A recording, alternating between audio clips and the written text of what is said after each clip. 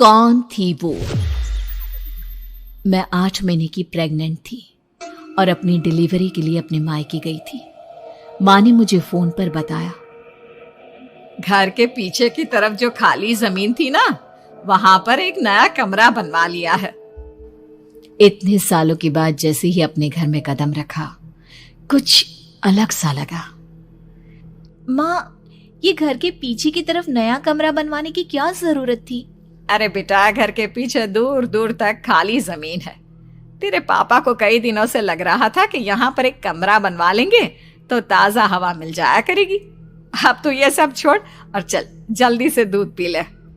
माँ, मैं थोड़ी देर में पी लूंगी, आप सो जाओ। मैंने दूध का गिलास उठाकर उस खिड़की में रख दिया। पता नहीं कब आंख लग गई। अचानक से खिड़की के पल्लों के खड़कने की तेज आवाज आई। दूध का गिलास धड़ाम से जमीन पर आ गिरा। जमीन पर गिरते ही दूध का रंग लाल हो चुका था। मैंने खिड़की से झांक कर बाहर देखा। चारों तरफ धूप अंधेरा था।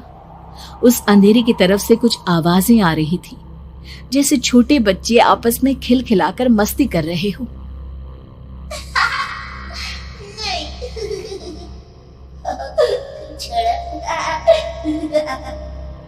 इतनी रात को इतने घनघोर अंधेरे में बच्चों की आवाज कैसे आ रही है? घड़ी में वक्त देखा तो ठीक 12 बजे थे। देखकर मैं सन्न रह गई। बुरी आत्माओं और भूतों की कई कहानियां मैं सुन चुकी थी। वक्त भी कुछ ऐसा ही था। ऊपर से मैं प्रेग्नेंट। सुना था कि ऐसे वक्त में अक्सर बुरी आत्माएं औरतों का पीछा करती है, तो क्या मेरे पीछे भी?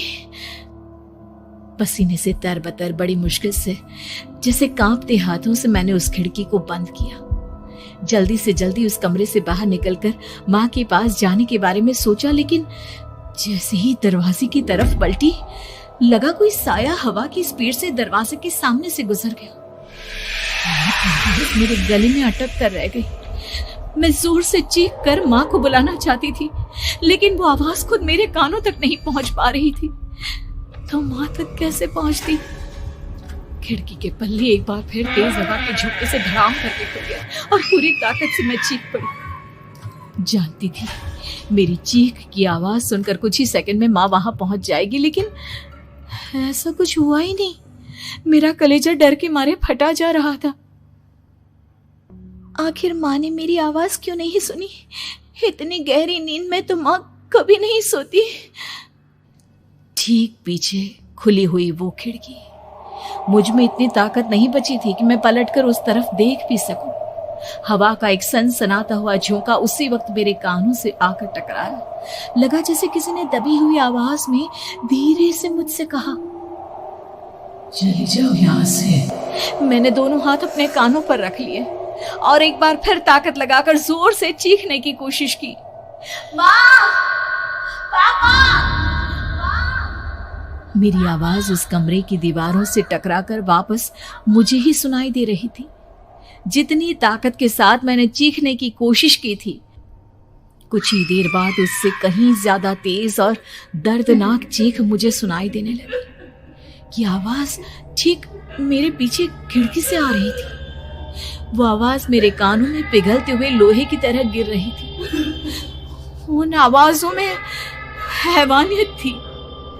वो आवाजें किसी इंसान की नहीं है, इतना मैं समझ चुकी थी। कांप रहे हाथों से मैंने अंधेरे में कुछ ढूंढने की कोशिश की।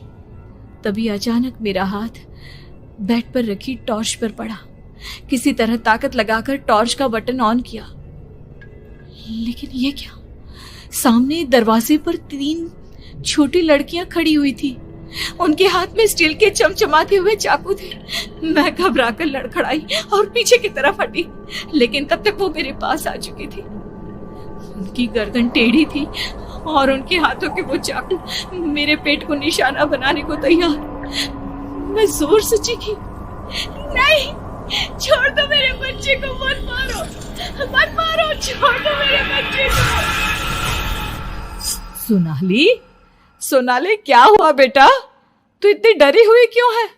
उठ बेटा, क्या हुआ? हड़बड़ाकर मैंने अपनी आंखें खोली।